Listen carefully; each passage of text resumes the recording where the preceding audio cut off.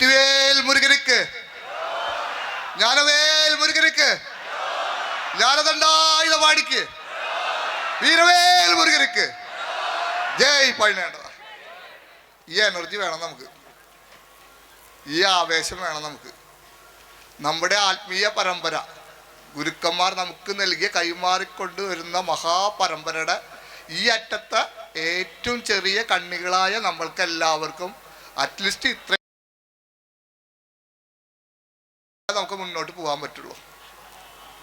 ഇവിടെ എനിക്ക് കിട്ടിയ വലിയൊരു ഭാഗ്യം, രണ്ട് മഹാത്മാക്കൾ എന്നേക്കാൾ അറിവും പാണ്ഡിത്യവും ഒരുപാടുള്ള ആൾക്കാരാണ്, ഒരു സംശയമില്ല അതിൽ. അവരുടെ ഒപ്പം ഇരിക്കാൻ പറ്റുക എന്നുള്ളത് എന്നെ സംബന്ധിച്ച് എനിക്ക് കിട്ടിയ ഭഗവാൻ നൽകിയ വലിയൊരു അനുഗ്രഹമാണ്. ഇവിടെ നമ്മളെല്ലാവരും ഒന്നിച്ച് എല്ലമാർക്കിക്ക് കുംഭമേളയിൽ എന്തെങ്കിലും ഒരു പ്രോഗ്രാമിനുണ്ടായിരുന്ന ഒരു പ്ലാനും ഉണ്ടായിരുന്നില്ല. ഞാൻ 4 കൊല്ലം മുമ്പ് എനിക്കുണ്ടായ അനുഭവം എൻ്റെ പുസ്തകത്തിൽ വിവരിച്ചിട്ടുണ്ട്, പല ഇൻ്റർവ്യൂവിലും പറഞ്ഞ കാരണം ഞാൻ അതിലേക്ക് പോകുന്നില്ല.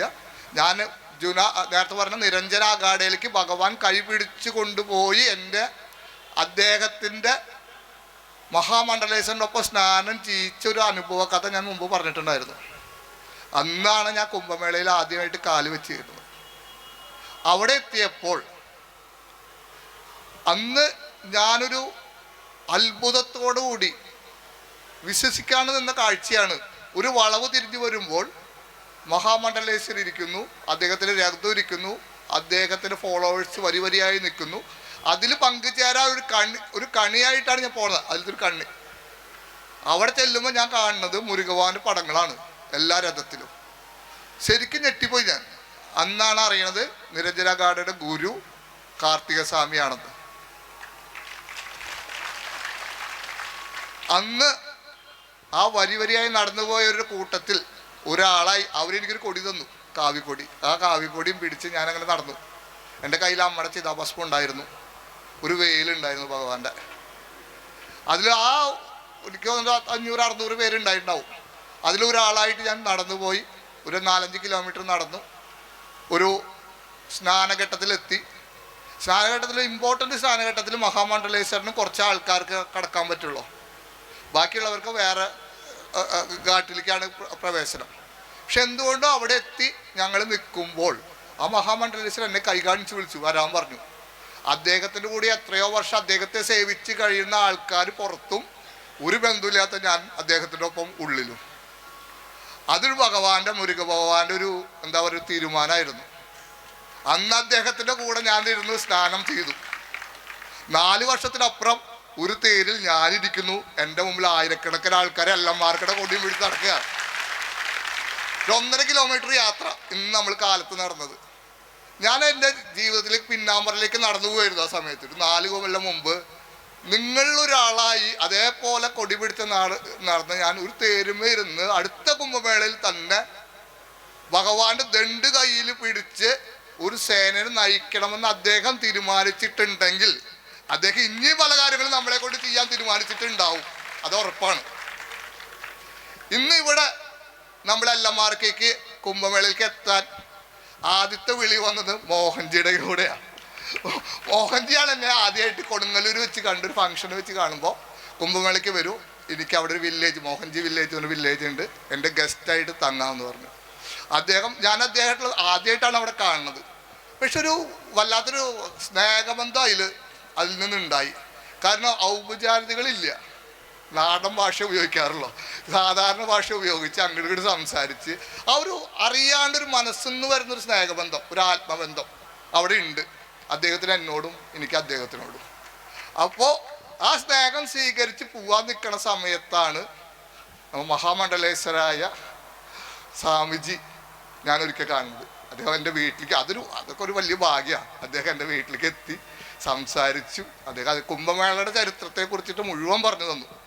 കാരണം നമ്മൾക്ക് കുംഭമേളയെ കുറിച്ചൊക്കെ ഒരു അകലേന്ന് കാണുന്ന ഒരു വ്യക്തിയാണ്, അതിൻ്റെ അറിവുകളിലൂടെ നടന്നു പോയ വ്യക്തിയല്ല. പക്ഷെ അദ്ദേഹം ഒരുപാട് വർഷം അതിലൂടെ സഞ്ചരിച്ച് എല്ലാ കാര്യങ്ങളും മനസ്സിലാക്കിയതാണ്. അദ്ദേഹത്തിൽ നിന്നാണ് ഒരുപാട് അറിവുകൾ എനിക്ക് കിട്ടിയത്. അത് ഞാൻ പ്രത്യേകം നന്ദി പറയുന്നു. അദ്ദേഹം അന്ന് പോകുമ്പോൾ അദ്ദേഹം ഞാനും വിചാരിച്ചിട്ടുണ്ടാവില്ല ഈ ദിവസം ഇവിടെ മുരുകവാനെ പൂജിക്കാൻ ഒരുമിച്ച് ചേരുന്നു. അതാണ് അടുത്ത ഭഗവാന്റെ പ്ലാൻ. അദ്ദേഹം അന്ന് മഹാമണ്ഡലേശ്വരായിട്ടില്ല, പക്ഷെ അദ്ദേഹം മുരുകവാനെ പൂജിക്കാൻ വരുന്നത് അധികാര സ്ഥാനത്തിന് അധികാരദണ്ഡ് പിടിച്ച ഒരാളുടെ കൂടെയാണ്. അപ്പൊ അവിടെയും അതാണ് ആ ഒരു തീരുമാനത്തിന് ശക്തി വരുന്നത്.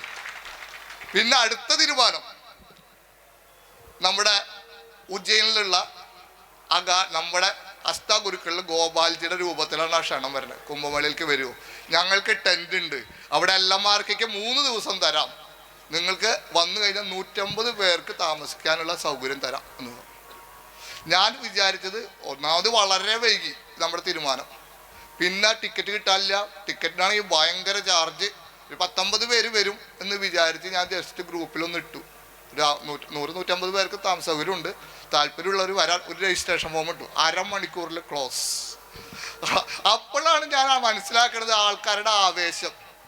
ഇത് ഭഗവാൻ നമ്മളെ കൊണ്ടുവന്ന് വലിയൊരു പ്രോഗ്രാമിലേക്കാണ്, നമ്മൾ ചിന്തിക്കാത്ത പ്രോഗ്രാമിലേക്കാണെന്ന് മനസ്സിലായി. അപ്പം ഞാൻ ഗോപാൽജിയെ വിളിച്ചു, ഗോപാൽജി ആൾക്കാർ കൂടും, എനിക്ക് എന്തെങ്കിലും ഒരു സൗകര്യം ചെയ്തു തരാൻ പറ്റുമെന്ന്. അദ്ദേഹം അപ്പുറത്തൊരു ആശ്രമത്തിനോട് സംസാരിച്ചിട്ട് അത് സമ്മതിച്ചു, തരാം എന്ന് പറഞ്ഞു. അപ്പം ഞാൻ നമ്മുടെ ഗ്രൗണ്ട് ഫോഴ്സ് ടീമിൻ്റെ ഒരു പടയാളിനെ ഇങ്ങോട്ട് പറഞ്ഞു വിട്ടു, ഒന്ന് കാര്യങ്ങളൊക്കെ ശരിയാക്കാൻ. അദ്ദേഹം വന്ന് നോക്കിയപ്പോൾ പറഞ്ഞു, ആ ആശ്രമത്തിലെ താമസ സൗകര്യം വളരെ മോശമാണ്, നമ്മൾ ബാത്റൂമൊക്കെ വളരെ മാറ്റണം, കുറച്ചൊക്കെ ചെയ്യേണ്ടി വരും എന്ന് പറഞ്ഞു. അത് സാമ്പത്തിക ചെലവുള്ള കാര്യമാണെന്ന് പറഞ്ഞു. ഞാൻ പറഞ്ഞു, വരുന്നവർ എൻ്റെ വീട്ടുകാരാണ്, എൻ്റെ അച്ഛനെ പോലെ കരുതുന്നവർ, അമ്മയെ പോലെ കരുതുന്നവർ എൻ്റെ പെങ്ങന്മാരും എൻ്റെ അനിയന്മാരും ചേട്ടന്മാരാണ്, അവർക്ക് വളരെ നല്ല സൗകര്യം കൊടുത്തേ പറ്റുമെന്ന് ഞാൻ തീരുമാനിച്ചു. അത് ഭഗവാനോട് പ്രാർത്ഥിച്ചു. ആ പ്രാർത്ഥനയോട് നമ്മൾ കാൺപൂരിൽ നിന്നൊക്കെ പോയിട്ടാണ് ബാത്റൂമൊക്കെ കൊണ്ടുവന്നിരിക്കുന്നത്. അപ്പോഴാണ് ഭഗവാൻ തീരുമാനിച്ചത് ഇത് ചെറിയ ലെവലാക്കണം, ഒന്നും കൂടി വലുതാക്കാന്ന്. അപ്പോൾ ഗോപാൽജിയുടെ അടുത്ത വിളിയെത്തി, നമുക്ക് വലിയൊരു ടെൻറ്റ് കിട്ടിയിട്ടുണ്ട്, കുറച്ചും കൂടി കൂടുതൽ സൗകര്യമുള്ള കാര്യങ്ങൾ കിട്ടിയിട്ടുണ്ട്, അതിലേക്ക് മാറാമെന്ന്. ഞാൻ പറഞ്ഞു, ഭഗവാന്റെ തീരുമാനമാണ്, നമ്മൾ അതിൻ്റെ ഒപ്പം നിന്നു കൊടുക്കുക. അങ്ങനെ ആ തീരുമാനത്തിന് പുറത്ത് നമ്മളിവിടെ എത്തിച്ചേർന്നു. നിങ്ങൾ ഓരോരുത്തരും കേരളം, തമിഴ്നാട്, കർണാടക, വിദേശത്തു നിന്നുള്ള ആൾക്കാരും ഒരേ ദിവസം ഇവിടെ കൂടി മുരുകഭവനെ കുംഭമേളയിലേക്ക് വെച്ച് പൂജിക്കണമെന്നും കുമാരികാണ്ഡത്തിന്റെ ആത്മാക്കളായിട്ട് മാറണമെന്നും ഭഗവാന്റെ തീരുമാനത്തിന്റെ പുറത്താണ് നമ്മളിവിടെ നിൽക്കുന്നത്. ഇപ്പോ അതിൽ വേറൊരു ബ്യൂട്ടി എന്താ അറിയാം, എന്നെ ഗസ്റ്റായി വിളിച്ച മോഹൻജി എൻ്റെ ഗസ്റ്റായിട്ട് ഇവിടെ വന്നു.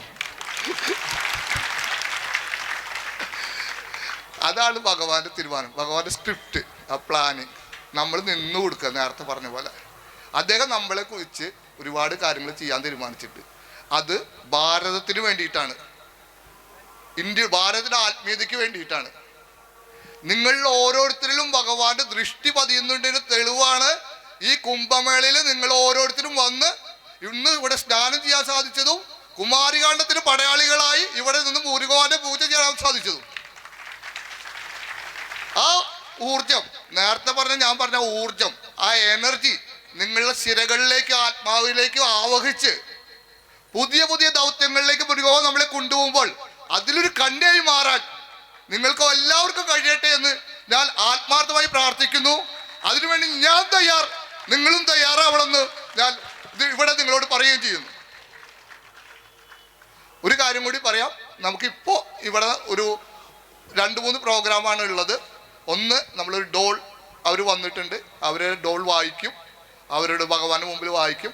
അത് കഴിഞ്ഞ് മുരുകപൂജ ചെയ്യും. മുരുകപൂജ നമ്മുടെ സ്കന്ദഷഷ്ടി കവചം വെച്ച് പാട്ട് വയ്ക്കും. ആ സമയത്ത് നിങ്ങൾക്ക് എല്ലാവർക്കും ഓരോ റോസപ്പൂവ് തരും. നിങ്ങളുടെ പ്രാർത്ഥന, നിങ്ങൾക്ക് എന്താണ് ഭഗവാന് മുമ്പിൽ പ്രാർത്ഥിക്കാനുള്ളത്, ആ പ്രാർത്ഥന ആ റോസാപ്പൂവിൽ സമർപ്പിച്ചിട്ട് നിങ്ങളുടെ കയ്യിൽ നിന്ന് സ്വീകരിക്കും അവർ. അത് ഇവിടെ ഭഗവാന്റെ പാദത്തിൽ, ഭഗവാന്റെ മുമ്പിൽ നമ്മൾ സമർപ്പിക്കും.